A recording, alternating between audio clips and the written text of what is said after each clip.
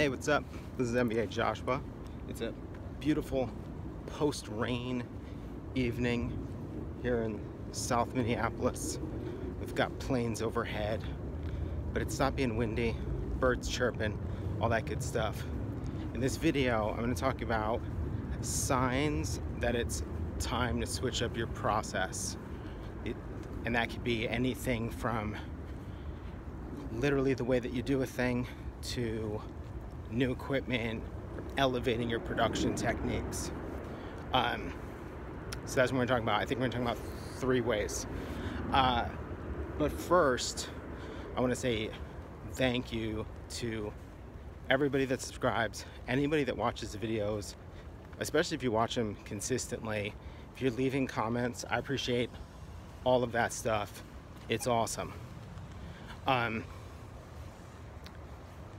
So this right here, I think, is gonna be the last unedited stream of conscious video on a topic. I may still do kind of grab the phone videos, impromptu, that are a little bit more 1 or 2 minute type deals, but you're not gonna see any more unedited 8, 12, 20-minute videos, which is the time frame a lot of them have gotten into recently, and I actually kind of enjoy it. But it's time to change the process. I've been recording a ton of videos still, and I was putting out a ton, and I was digging into the backlog, but a thing finally started to happen, which is that I'd play back a video and just the big chunk of it wasn't working for me. And for a long time, well, for 2 years, the process has always just been hit record, say what's on your mind, hit stop, and embrace any kind of chaos or ridiculousness or inability to focus that came along. And I think that was important because it turned this into a very natural process. And I think it means that anybody actually sat through these was really after the substance of it, or you were looking for a weird friend who rambles on and on. Either way, cool. But it's time to change it up. And the way that I'm going to change it up is I'm still recording pretty constantly. Whenever I'm walking somewhere and it's not raining, super windy, or I'm with another person, I'm still recording videos. But the difference is that I'm now trying to tackle a single topic. I'm sometimes re-recording pieces, so I might have an idea and then I'm like, that didn't work, and I'll record it later again. And I think that what you're going to end up with, because we haven't hit a completed one yet, is longer videos than I've been posting, but more structured and around a single topic. So just for context, the video I'm working on right now is about the idea of perfectionism. And I've been being recorded in these chunks. And it's about what causes it, why it's bad, how to fix your thinking, and how to fix your work processes. That's probably gonna be, I don't know, that could be a 35-minute video. The big difference is gonna be that it's gonna be harder edited down. I'm not going to talk through planes. It's just going to be a tighter edit. So that said, then it makes sense to make this video about how to recognize the signs that it's time to switch the game up. And I think the first thing that needs to be said, in case you've never seen any of my videos, is the big thing that I sort of push for is productivity is more important than anything else. And it really doesn't matter if you're good. It matters that you make work, you're committed to it, you put it out in the world, and you continue to refine and respond to that work. But you kind of put it out fearlessly, and you trust that by doing it day in and day out, you will get better at it, as long as you care. And that you don't worry about the right camera, or having an editor, or having a proper studio, or whatever it is. That you start with the simplest, most basic, closest to you tool possible, and you use that. And that through making work,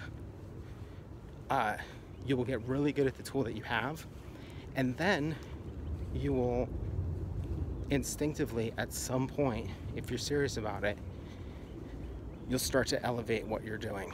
Your edits will get tighter, your tolerances for mistakes might get lower, your seriousness about it will change. You may need to buy equipment. So this video is about, if you've been running with that process, as I have been, which I just described for a couple years now, knowing the signs that it's time to switch it up. Okay, so sign number one, first and foremost, you're bored. So when you're doing something day in and day out and you get bored by it, there's kind of two ways to look at it. One, maybe you just think you need novelty, but two, maybe you see the boredom as being over it. But if you still feel compelled to do the thing, or you still feel it has value, then the goal is to get unbored. Now there's like a couple ways that you can do that. One is you can have like a crazy goal that might make you really excited. So for example, if you're doing what I'm doing and you suddenly decide the goal is to do 2 videos a day for a solid year, that injection of altering the process or your intent, that might be enough to get you out of it. But the other thing is that could be a sign that you're ready to get to the next level. A really bizarre metaphor I'll share is, my daughter went to the same preschool for like 2 years, and at some point she just started being like, we're just having all kinds of issues with her, with like, she's like constantly upset, we're like having like weird little fights with her all the time, but she never seemed upset about the preschool. I would drop her off and she'd be fine with it. And then we discovered that like when the kids were doing like playtime or recess, she was just sitting inside by herself reading. Like she just didn't care. She wasn't engaged at all. And we brought her to talk to someone, and they were like, she's bored, you got to get her out of the preschool. And you had to change things up. The boredom wasn't like a sign, like she didn't need to get re-excited about preschool. The deal was that she needed to move on to something new. So for me, making these videos isn't boring, but something is gone, something is missing. Maybe it's almost like I don't feel excited enough. Maybe I feel like I don't have enough of an impact, and that's why it's time to switch it up. But boredom is a really easy one. And so if you're bored with photography, the answer is not quit photography. The answer is switch up the process. And inject something new and continue to kind of like give it some love, but switch stuff up. Another one, sign number 2, you're starting to see more mistakes than quality. So however we define mistakes. So for me, that is when I'm recording a video and it's now 6, 8, 10 minutes in, and I feel like I haven't really got started yet. It feels off. It feels like a mistake. Now, I could just turn it off, start at the beginning again, but I'm now recognizing, well, there's something in the process. It requires me to talk for a while to get somewhere. But I don't think it's cool to make someone sit through my 10 minutes of preamble. I want to get into the meat of the ideas sooner. So to me, what was at one point just part of the deal is now a mistake. It's something broken. And I think this is different than, say, being a perfectionist, of saying like, oh, but it could be better. This is me looking at it and going like, okay, this thing bugs me. The way to fix it is to try this new thing. So you start to see mistakes. It might be that, you know, for example, you can shoot on your phone and you work on your photos on your phone, you post them to Instagram maybe, and you're like, oh, this is awesome. And you're never really looking at them in a different context. And then you bring them into Photoshop and you realize how soft they are or how grainy they are. And you're disappointed. And that's reasonable. I think that's cool. I think when you get to the point where you go like, oh man, I'm really sad that the output is not at the level of quality that I wanted, then you have this great sign of like, okay, it's time to invest in something new. It may mean it's time to experiment. Like, it may be as simple as watching YouTube videos and getting a better understanding of how to pull good photos out of a phone. Or it's time to invest money in a pro setup. Or time to learn about processing phone photos into a legit working environment. Any of those things. But what they all have in common is you taking the work more seriously. And this is why I think it doesn't matter to start with the right tools or the right stuff, because in reality you have nothing to compare it to. But I personally think it's kind of cool when you start with the shittiest tools on the planet and then you get to a point and you're like, I've done everything I can with this. It's not good enough. The sound is not good enough, or whatever it is. And now, instead of doing the thing of like thinking that you need some nice tool to get started, instead you're saying like, oh, I can tell what's wrong with this now and it's time to step it up. But what's great about it is you have a habit. So you have a habit of photography, or a habit of painting with crappy paints, or a habit of making movies on your phone, whatever it is. But now you can apply that habit to even better tools. And the other thing is that you have almost certainly got insights from working with tools that are lacking. The great thing about blunt tools is you develop a level of finesse, because like a blunt tool requires finesse to make something special with it. So it'd be number two. You know, it's just like you can just tell, like you're ready to do more. And I think the third one is you've gotten more ambitious. So for me with these, when I make a video and I feel like what I'm talking about is really, really important, and only 37 people have watched it, and who knows how far they've gotten into it. 37 people started it. Who knows if they finished it. And I think like, well, this is information I really needed to hear 10 years ago. This is important. Now I'm like, all right, it's time to step it up. It's time to get into the meat faster. It's time to be more clear about the intent. It's time to offer both a diagnosis and a potential solution in one video, especially knowing that probably the bulk of the views are fairly random. So you might not watch the 4 to 10 different videos about creative block or about the need to become a raging narcissist, whatever it is. So the impact is changing. The desire for these things to be seen, because like I feel it in my gut, like you need to see this. That's gonna make me change up the process. Like, and I'm gonna do it in terms of the working method and the intent. The tools are gonna stay the same for now. The tools are still gonna be phone, improv, but I'm not gonna try to do it at once.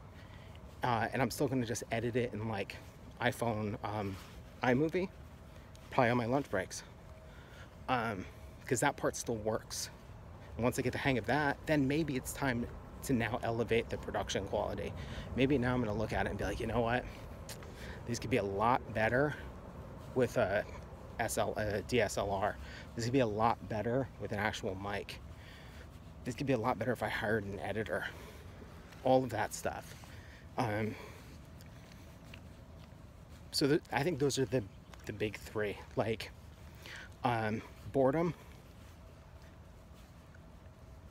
the recognition that you actually desire a new level of quality or professionalism, and ambition kicks in. I'll say one other thing about ambition, because I think it's an interesting one. When I started making music, you know, I started with the same process that I do everything. I found a simple tool, it clicked, I liked it, I'd made discoveries about it organically, it pushed me, I pushed it, and I started working on stuff, and I enjoy it so much that like I can lose, I was gonna say like some amount of time. It's not even very much time because I never like spend too much time in anything, but I can lose 35 minutes poking around on one little drum loop really easily, and it's great. It's like watching a sunset or something. Like, to me, that's a thoroughly enjoyable use of time. You know, it's pure joy. But at the same time, when I started to build up a couple things that were actual songs, all of a sudden I was like, I both love the process and I'm inspired by the results. Like, I knew, you know, if I started poking around in Auxy on was it a Friday or a Saturday? I want to say it was a Saturday morning. By Tuesday evening, I was like, I think I'm gonna record an actual demo and share it with people. And then within, I don't know, matter of weeks, the project had a name. There was enough material for the demo that still hasn't come out, but it will. There was enough material for more records. I started to map out the sort of conceptual terrain of like social media and whatnot. And once I kind of nailed down what was on the demo, I reached out to a friend about working on a music video. That's way more ambitious than anything that I've ever done. And the process was totally organic. Like, it wasn't like I ever sat down and said, oh, you know what? I'm finally going to be a musician. I'm going to do this. I literally was just screwing around. But it like unlocked something and I was stoked. I mean, and it's interesting because it's like my ambition kicked in, but the quality, to my ears, the tool is fine and the quality is fine. It doesn't need to ramp up yet, which is interesting. So, bunny rabbit alert. So the ambition thing, it's like, I think it's really easy. Like, if you've never seen my stuff before, you don't have much to go on, but it's really easy to think that what I'm talking about is have low standards, let yourself off the hook, only do art when you're on your coffee break or in the bathroom, Do it while you watch TV. Only use iPhones, but like that's not what it's about.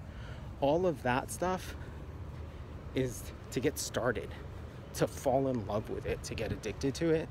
None of it is about doing any of that just like on some weird principle. It's just about, that's how you get started if you struggle with starting. And then if you do that and you develop an addiction to it, inevitably new instincts will kick in. All right, so that's 20 minutes there on how to recognize if your weird hobby needs an injection of new methodology, new process, new tools, or it's actually time for you to be ambitious about it.